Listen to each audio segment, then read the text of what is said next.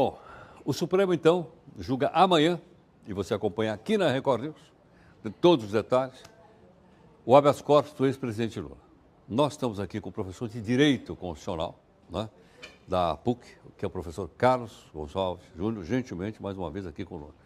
Carlos, boa noite, obrigado pela gentileza, bem-vindo no jornal. É sempre um prazer estar aqui com você. Carlos, primeira pergunta que eu não entendo. O ex-ministro Palocci entrou com um pedido de habeas corpus lá no Supremo, eu acho que há umas 4 ou 5 semanas. Aí o Lula entrou com o pedido com menos tempo e se julga primeiro do Lula e não do Palocci. Como é que funciona isso? Os habeas corpus são processos que têm prioridade de tramitação em qualquer tribunal. Uma vez distribuído o habeas corpus, o relator tem a obrigação de levar na próxima sessão do tribunal para que ele seja julgado. O que me parece que aconteceu no caso do Palocci é que o próprio advogado dele haveria feito um pedido para o relator para que o relator não colocasse na próxima sessão. A regra é que o habeas corpus seja julgado o mais rápido possível. É uma medida excepcional, é um remédio constitucional que visa garantir a liberdade de alguém que está sendo constrangido a uma restrição que não se entende como legal. Então, a regra é que ele seja julgado com a maior brevidade possível. Sim. E sequer precisa ser pautado pela presidência do tribunal. O próprio relator pode trazer em mesa e solicitar de imediato o julgamento desse recurso. Bom, salvo engano, o relator no caso é o Fachin, não é isso? O ministro Exato. É o relator de todos os casos relacionados à Lava Jato. Ele pega o habeas corpus, é critério dele levar ou não para ser... Ele poderia levar e trazer imediatamente na mesa o seu voto e submeter ao plenário. Mas ele solicitou à ministra Carmen Lúcia que pautasse para que todos os ministros tivessem conhecimento prévio de que aquele processo seria julgado. Mas ele, se não fosse assim, ele poderia simplesmente trazer o seu habeas corpus e, no momento da sessão, dizer que ele tem processos a serem colocados na mesa para serem julgados. No Supremo Tribunal Federal, como bem colocou a ministra Carmen Lúcia, existe o relator que vota tendo estudado o caso, tendo lido o processo, e, em tese, os demais juízes votam como vogais. Eles votam com base nas informações que o relator trouxe. Então, em tese, eles não precisam estar preparados, tendo lido previamente o processo para poder julgar. Ele segue o voto do relator? Segue ou diverge do voto do relator. Ou ainda pode pedir vista. Pode dizer, olha, eu não estou convencido com o relatório apresentado ou com as convicções e os argumentos apresentados pelo relator e peço um prazo para analisar o processo e trazer na próxima sessão ou nas próximas sessões o seu posicionamento, se vai seguir ou não o relator. Bom, então o pedido de habeas corpus que eles vão julgar amanhã está baseado em que decisão do Supremo Tribunal Federal? De que a pessoa vai cumprir pena logo depois de condenado em segunda instância ou aquela que a gente aprendeu lá na escola, né? Só quando realmente transitar em julgado? Justamente o pedido do habeas corpus é para que se evite que, se eventualmente confirmada a condenação do ex-presidente Lula no Tribunal Regional Federal da 4ª Região, que não se aplique a ele o entendimento de 2016 do Supremo Tribunal Federal, dizendo que aquele entendimento fora um entendimento equivocado e que merece ser reparado pela composição atual da Corte. Esse é o fundamento do pedido, dizer que aquela decisão... É isso que o advogado dele está pedindo. Exatamente, que aquele precedente de 2016... Agora, e o que está valendo hoje? Hoje, o último entendimento do Supremo Tribunal Federal sobre habeas corpus ou sobre prisão em segunda instância é de que, terminado o julgamento em segunda instância, o réu deve começar o cumprimento provisório da pena. Esse é o entendimento que está válido hoje. Sei. Hoje está valendo esse? Exatamente. Que não é em virtude de lei, mas é em virtude de uma interpretação que o Supremo Tribunal Federal fez do Código Penal. Mas vale ou não vale? Vale, tem valido. Tanto que ainda essa semana houve outras decisões do Supremo em que foi reafirmada essa posição em caráter monocrático pelo próprio ministro Fachin. Então posso entender que se o presidente Lula vai ser preso ou não segunda-feira, depende de amanhã?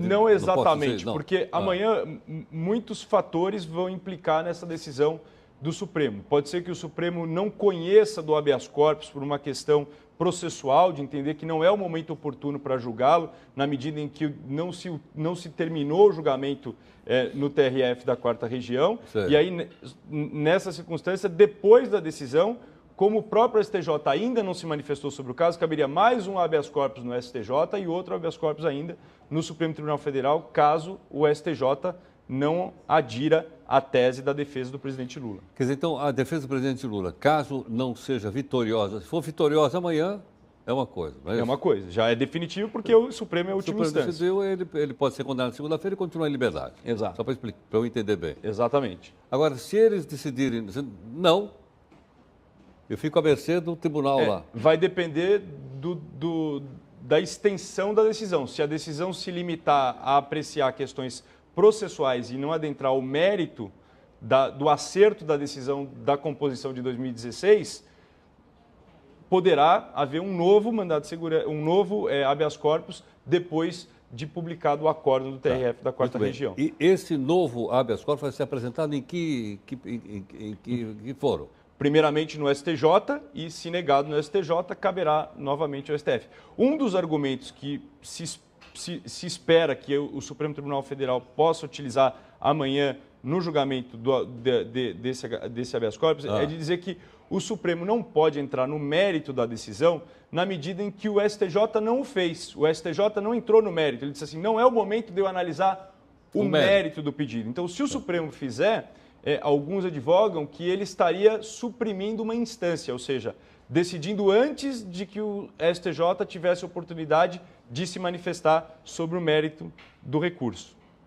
Isso é mais complicado. Complicadíssimo. É muito complicado. Realmente é bastante complicado. Sem contar que, dependendo do teor da decisão que vier a ser proferida na segunda-feira, então primeiro preciso explicar. Segunda-feira haverá um julgamento no TRF da 4ª Região, que é a sessão plenária do julgamento. Depois do julgamento, que é a discussão dos desembargadores do TRF4, o desembargador relator vai elaborar um acórdão e depois este acórdão vai ser publicado. Tudo isso leva um certo tempo.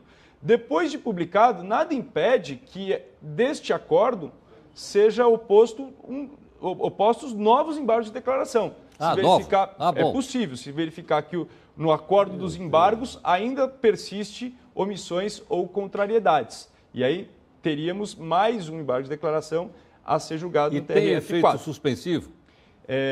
Em tese, os embargos de declaração suspendem os efeitos porque não ultima a decisão de segunda instância. Mas nós tivemos um precedente recente no Supremo Tribunal Federal em que o uso reiterado de embargos declaratórios foi considerado pelo Supremo como protelatório e determinou o início do cumprimento da pena mesmo antes de se terminar o julgamento dos embargos repetitivos, que é exatamente o caso do deputado Paulo Maluf, que utilizou de mais de um embargos declaratórios e o Supremo entendeu que, por ser considerado protelatório, ele deveria aguardar o julgamento dos embargos já iniciando o cumprimento provisório da pena. Então, deixa eu entender. O Tribunal, segunda-feira, Tribunal Regional Federal, ele toma uma decisão, né? O relator faz um acórdão. O acórdão vai ser publicado. Exatamente. Só depois de publicado que ele pode ser cumprido. Que pode ser cumprido. Tá. E quem pode determinar a prisão hipotética, no caso do Lula? O tribunal ou o Moro? O próprio acórdão vai determinar o cumprimento. Tá. O próprio acórdão vai dizer se ele já deve ou não cumprir, iniciar o cumprimento provisório da pena. O Moro terminou a prestação jurisdicional dele. Parou. O máximo que vai acontecer agora em primeira instância, quando o processo terminar, vamos dizer, como a gente diz, transitado em julgado, quando encerrar as discussões sobre o processo, ele não volta para o Moro, ele volta para uma vara de execuções penais, que é um juiz que cuida única e exclusivamente do cumprimento da pena. Então, a função do Moro, o Moro só voltaria a falar nesse processo do TRF4 se ou o TRF nos embargos de declaração ou o STJ entender que a sentença do Moro é nula, ou seja, que ele não decidiu sem ter garantido a defesa do Lula, a ampla defesa contraditória.